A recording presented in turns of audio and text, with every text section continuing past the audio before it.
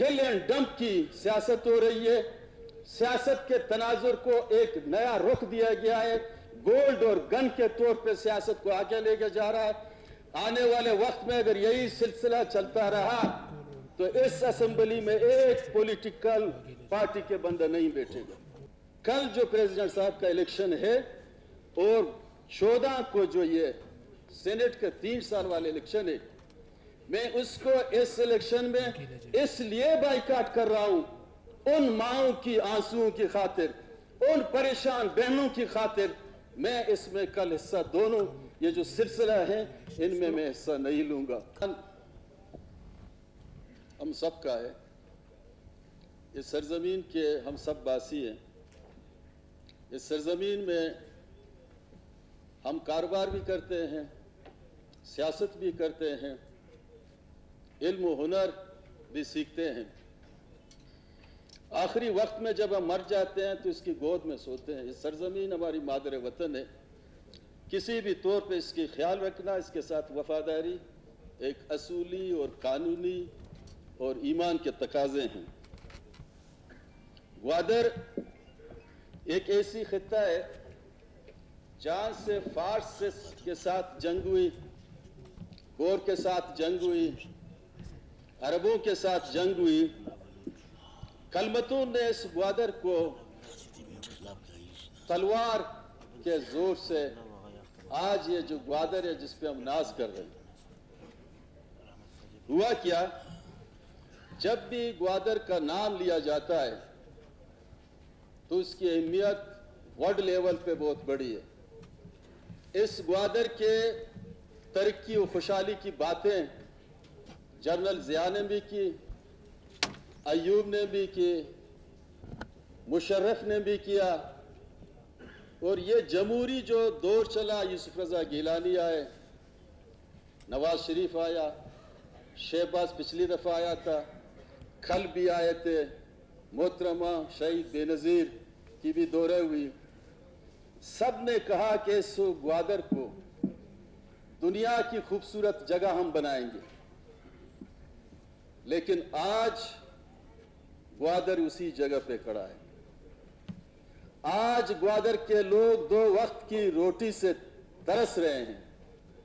आज ही ग्वादर के लोग तालीम से महरूम हैं। आज ही ग्वादर के लोग सेहत से महरूम हैं। हमारी क्या जिम्मेदारी है कि ग्वादर हमारे लिए सोने का चूड़िया है।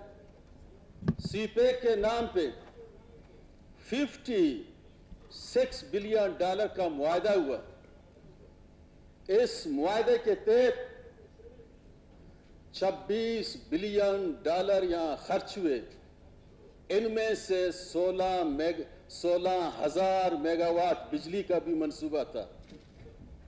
अफसोस के साथ कहना पड़ता है कि ग्वादर पे $1 अरब अपनी जगह $1 अरब रुपए भी खर्च नहीं। मैडम स्पीकर, निहायत एहतराम के साथ आप भी इस सरजमीन से ताल्लुक रखते हैं।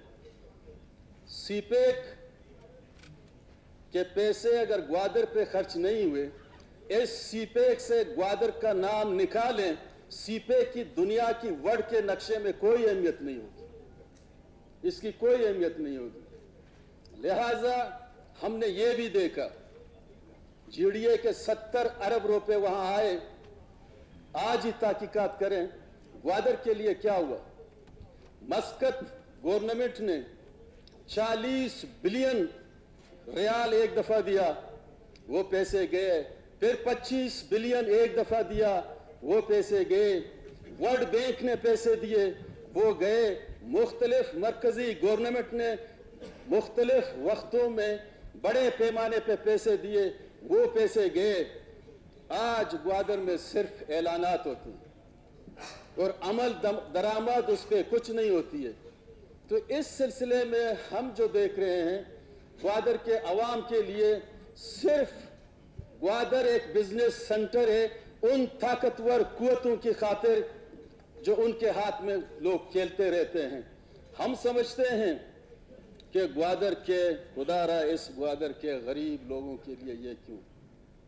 आज पूरे मिडल ईस्ट में समंदर का पानी साफ करके लोग इस्तेमाल कर रहे हैं पूरी मिडिल ईस्ट में, दुबई, मस्कत, बहरीन, कुवैत, सारे इलाकों में। लेकिन आज उनको भी साफ पानी नहीं मिल रहा है। मैं समझता हूं ग्वादर के साथ इतना खेल, इतना सियासत नहीं होना चाहिए। ग्वादर के लोग इस वक्त अपने जमीनों के मालिक नहीं है। जमीन जितने थे सारे बाकी ताकतवर लोगों ने लाट करके ग्वादर के जितने भी जमीन थे ये उनके पास है। अभी रहने के लिए ग्वादर के लोगों के पास कोई मास्टर प्लान उनके लिए नहीं बनाया गया, न कि गरीबों के लिए कुछ एक जरिया माश के लिए कुछ हैं। चाइना गवर्नमेंट वक्तन पर वक्तन यही कहता रहा कि यहाँ के लोगों को नौकरी मिलेगी। पिछले अदवार में जाम साहब की गवर्नमेंट थी, हम कैबिनेट के मेंबर थे, एक ब्रीफिंग हुई ग्वादर के हवाले से। जमाली साहब उसकी डीएम थे। पोर्ट के हवाले से, इस सिस्टम, इस सीपे के हवाले से हमें ब्रीफिंग दी गई।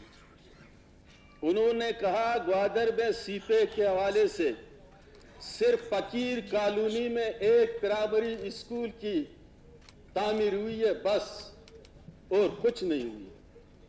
हमारे नसीब में सिर्फ वही प्राइमरी स्कूल फकीर कॉलोनी का हुआ। इसके साथ दूसरा इशू, ये जो मिसिंग पर्सन है, मिसिंग पर्सन के हवाले से चीफ ऑफ स्टाफ ने भी यही कहा कि इनका मसला हल होगा। सुप्रीम कोर्ट के चेयरमैन, सुप्रीम कोर्ट के जज साहब ने भी कहा कि यह मसला हल होगा, और कमेटी और एक कमीशन तश्कील दी गई जनाब अख्तर मेंगल की सरबराही में। उसके बाद बलूचिस्तान के चीफ जस्टिस ने एक पार्लिमानी कमेटी तश्कील दी। उस कमेटी में मेरा नाम था, मैंने इसलिए निकाला, मैंने कहा इसका कोई रिजल्ट नहीं आएगी। आज भी यही हुआ। लोग रीकी, कदीर, मामा 1000 किलोमीटर उन्होंने दुनिया को, वर्ल्ड को दिखाने के लिए एक जमहूरी तरीके से एहतजाज किया, इस्लामाबाद गए। इसी तनाजुर में 7 साल से धरना दे के बैठे हैं, लेकिन कोई सुनवाई नहीं हो रही है। दिन ब दिन हालात बिगड़ते जा रहे हैं। लोगों के माँ रो रहे हैं, लोगों के वालिद रो रहे हैं। वो बहने जुनाब स्पीकर, एक मिनट मुझे, एक मिनट, वो बहने, मैं इसको एंड करूंगा, वो बहने जो अपनी भाई की शादी के लिए इंतजार में थे, उनको लाशें मिली गई। यहाँ किल एंड डंप की सियासत हो रही है। सियासत के तनाजुर को एक नया रुख दिया गया है। गोल्ड और गन के तौर पे सियासत को आगे लेके जा रहा है। आने वाले वक्त में अगर यही सिलसिला चलता रहा तो इस असेंबली में एक पॉलिटिकल पार्टी के बंदा नहीं बैठेगा, अगर यही सिलसिला चलता रहा। इसीलिए कल जो प्रेसिडेंट साहब का इलेक्शन है, मैं जमहूरियत का हामी हूं। कल जो प्रेसिडेंट साहब का इलेक्शन है और 14 को जो ये सेनेट का 3 साल वाले इलेक्शन है, मैं उसको इस इलेक्शन में इसलिए बाइकाट कर रहा हूं, उन माओं की आंसुओं की खातिर, उन परेशान बहनों की खातिर। मैं इसमें कल हिस्सा, दोनों ये जो सिलसिला है इनमें मैं हिस्सा नहीं लूंगा। थैंक यू जनाब। मोहतरम साहब, थैंक यू सो मच।